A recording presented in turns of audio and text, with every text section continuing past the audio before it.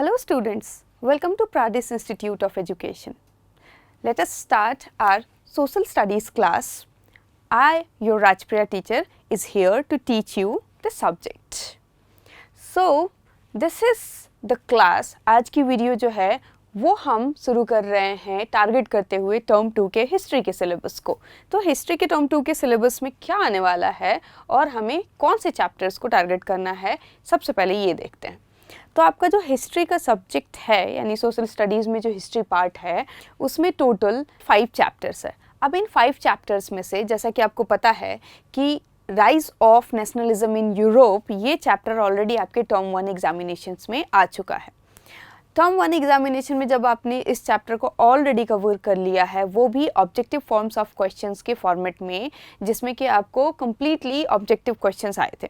Now अब आपके term 2 के एग्जामिनेशन में आपको फॉलो करना है chapter number 2, nationalism in India. Completely आपके टर्म 2 के हिस्ट्री का सिलेबस में सिर्फ एक ये चैप्टर है जो आपको एग्जामिनेशन में आने वाला है। बाकी के जो सेक्शन 2 यानी कि चैप्टर नंबर 3 और 4 है, ये आपके बोर्ड एग्जामिनेशन में इवैल्यूएटेड नहीं होने वाले हैं।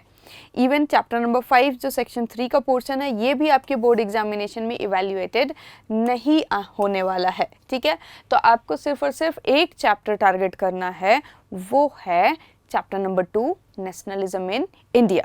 So let us start covering the chapter number 2, or you can say the syllabus of term 2 for your board examinations. So as you know already, what is the chapter? The chapter is Nationalism in India, and this is going to be the first lecture of this chapter.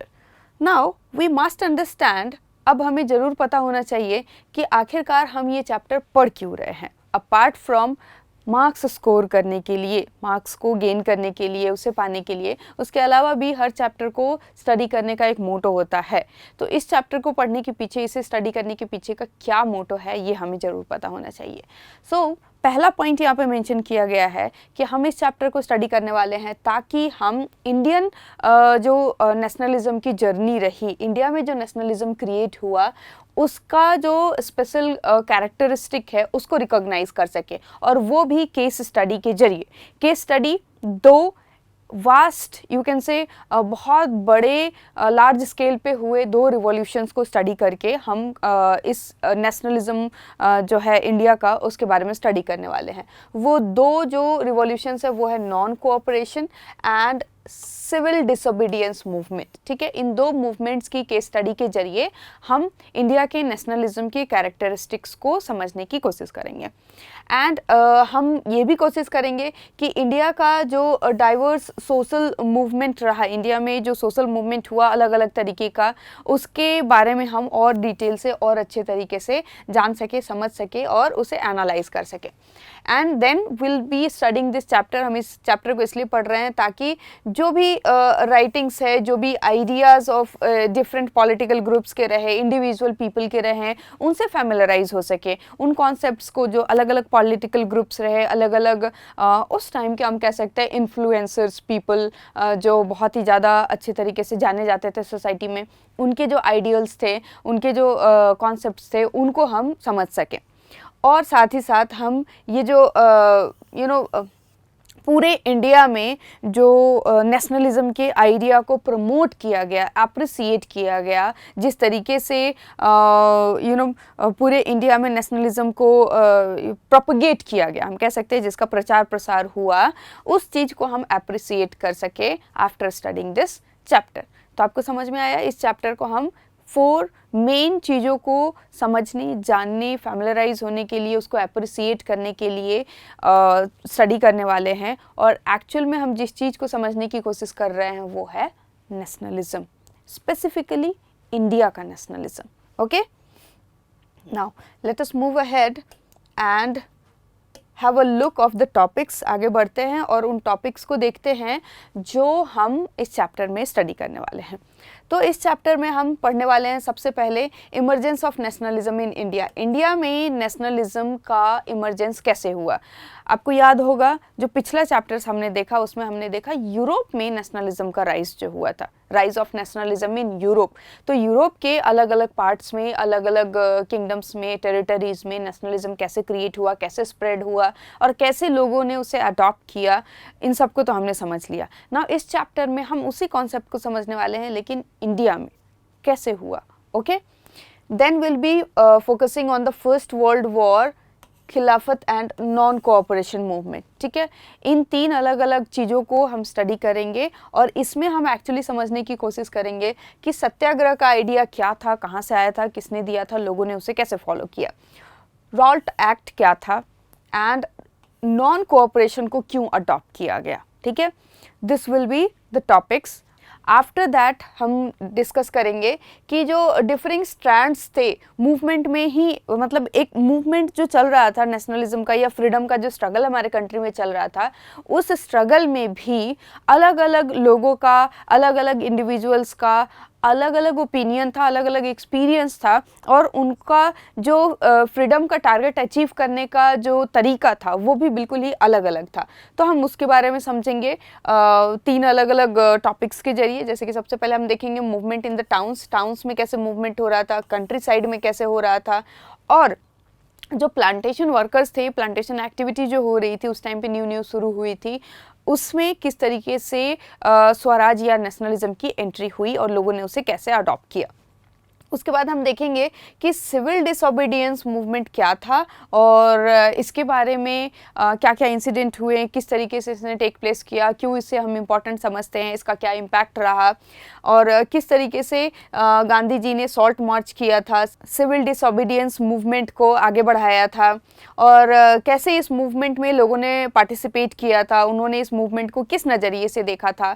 और साथ ही साथ हम देखेंगे कि civil disobedience movement के क्या limits थे, क्यों उसे एक टाइम पे हमें स्टॉप करना पड़ा या हम कह सकते हैं कि वो धीरे धीरे फेड अप हो गया। ठीक है, एट लास्ट हम समझेंगे कि कलेक्टिव बिलोंगिंग का जो सेंस था वो हमारे कंट्री में लोगों के अंदर कैसे क्रिएट हुआ या उसको क्रिएट करने के लिए हमारे लीडर्स ने क्या स्टेप्स लिए और किस तरीके से उसे इम्पैक्टफुल किया। So these are the things जो हम इस चैप्टर में कवर करने वाले हैं और सारे टॉपिक्स बहुत ही ज़्यादा इंपॉर्टेंट है। हर टॉपिक से क्या क्वेश्चंस फॉर्मेशन होंगे और किस तरीके से आपको एग्जामिनेशन में उस टॉपिक को प्रेजेंट करना है आंसर्स के फॉर्म में, ये सब कुछ हम लोग डिस्कस करने वाले हैं। तो आगे बढ़ते हैं। सबसे पहले हम देखने वाले हैं जो हमारा बिगनिंग इंट्रोडक्टरी टॉपिक है वो है नेशनलिज्म इन इंडिया। तो जैसे ही हम नेशनलिज्म के कॉन्सेप्ट की बात करते हैं तो हमें ये समझ में आता है कि नेशनलिज्म का मतलब जिसे हम हिंदी में राष्ट्रवाद कहते हैं। ठीक है, तो ये जो कॉन्सेप्ट है इसका मतलब ही यही है कि किसी एक टेरिटरी के लोगों के अंदर इस तरह की फीलिंग को क्रिएट करना जिसकी वजह से वो यूनाइटेड फील करे, जिसकी वजह से वो एक दूसरे से इक्वल फील करे और एकजुट होकर के किसी एक कॉमन एम को अचीव करने की कोशिश करे। ठीक है, तो यूरोप में जिस तरीके से हमने देखा कि मॉडर्न नेशनलिज्म ने एंट्री ली और इसका जो बिगिनिंग हुआ यूरोप से हुआ, जैसे कि हम पिछले चैप्टर में भी देख चुके हैं कि यूरोप से कैसे हम कह सकते हैं French revolution, American war of independence, Russian revolution, इन सभी रिवॉल्यूशंस के जरिए जो है यूरोप से ये नेशनलिज्म के आइडिया के का इमर्जेंस हुआ और आगे बढ़ कर के ये जो नेशन स्टेट्स का फॉर्मेशन हुआ यूरोप में वो किस तरीके से एक अलग तरह के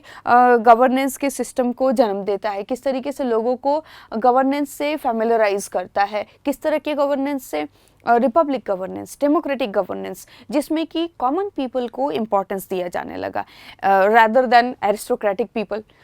एरिस्टोक्रेटिक लोग जो थे, जो शाही परिवार के लोग थे, जो नोबल्स थे, उनके जगह पे किस तरीके से कॉमन पीपल को इम्पोर्टेंस मिला इक्वालिटी की वजह से। कई लॉ लाए गए, आपको पता ही होगा जिस तरीके से declaration of rights of man and citizen French revolution के बाद पब्लिश हुआ था, किस तरीके से बिल ऑफ राइट्स पब्लिश हुआ था, उनकी वजह से कॉमन पीपल को कितने अधिकार मिले थे।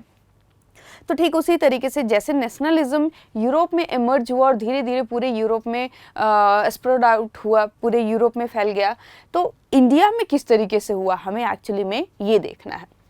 It meant a change in people's understanding. अब सबसे पहले हमें ये जानना है कि नेशनलिज्म एक्चुअली में था क्या, ठीक है। नेशनलिज्म एक्चुअली में था क्या, हिंदी में हमें पता है कि ये राष्ट्रवाद बोला जा सकता है, लेकिन ये एक्चुअल में कॉन्सेप्ट था क्या।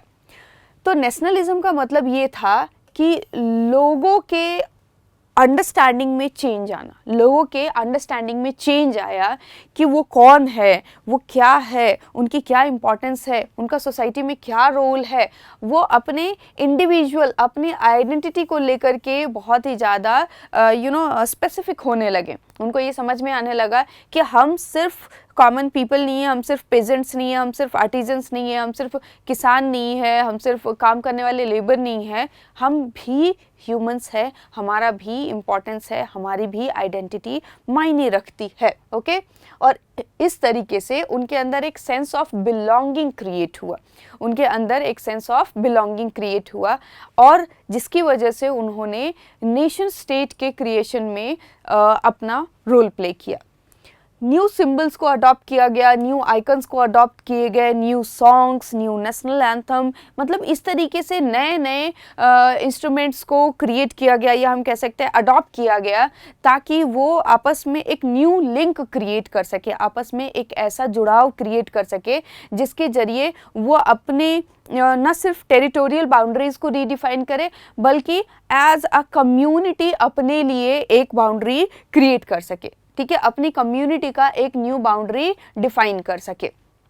And it was not done overnight, ठीक है, रातों रात ये चीज़ नहीं हुई, ये एक लॉन्ग प्रोसेस था जो over a long period of time gradually धीरे धीरे धीरे धीरे लोगों का माइंडसेट चेंज होते होते हुआ, ठीक है। तो हमें ये समझ में आया कि नेशनलिज्म कहाँ से क्रिएट हुआ, कैसे कैसे स्प्रेड आउट हुआ, नेशनलिज्म क्या था और कितना टाइम लगा इसको होने में, ठीक है।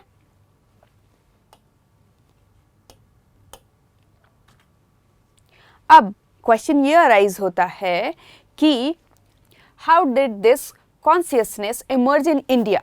अब ये जो अपनी आइडेंटिटी को लेकर के अवेयरनेस था यूरोपियन लोगों के अंदर, वो अवेयरनेस, वो जागरूकता इंडिया में कैसे आई, इंडिया के लोगों के अंदर वो कैसे क्रिएट हुआ। This is a big question which we will answer in this chapter. Okay, आगे बढ़ते हैं तो हमें और चैप्टर में ऐसा दिया हुआ इन्फॉर्मेशन कि इंडिया में बहुत सारे दूसरे कॉलोनीज़ के जैसे, ठीक है, जो यूरोपियन पावर्स थे उनके जो डिफरेंट कॉलोनीज़ थे जहाँ पे वो रूल किया करते थे, जैसे कि इंडिया के अलावा भी बहुत सारे थे, आपको पता है अफ्रीका में भी वो रूल किया करते थे, बहुत सारे डिफरेंट टेरिटरीज़ थे जहाँ पे वो कॉलोनी इस्टेब्लिश करके रूल कर रहे थे।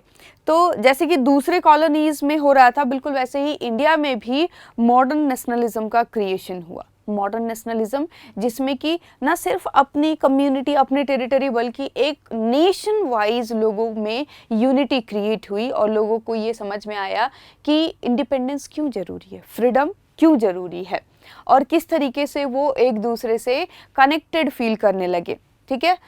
The anti colonial movement create हुआ। क्यों क्रिएट हुआ? क्योंकि जैसे ही वो एक दूसरे से कनेक्टेड फील हुए तो एक दूसरे की प्रॉब्लम्स भी उनको समझ में आने लगी। खुद तो वो प्रॉब्लम झेल ही रहे थे, जितने भी अलग अलग कम्युनिटी थे कहीं ना कहीं किसी न किसी तरीके से ब्रिटिश रूल से वो परेशान थे ही, और इस कॉलोनियल पावर से परेशान होने की वजह से सब अपने अपने टारगेट को अचीव करने के लिए, या कह सकते हैं अपने अपने प्रॉब्लम का सलूशन ढूंढने के लिए ब्रिटिश रूल या कॉलोनियल रूल से फ्रीडम चाहते थे, निजात चाहते थे, उनसे छुटकारा चाहते थे।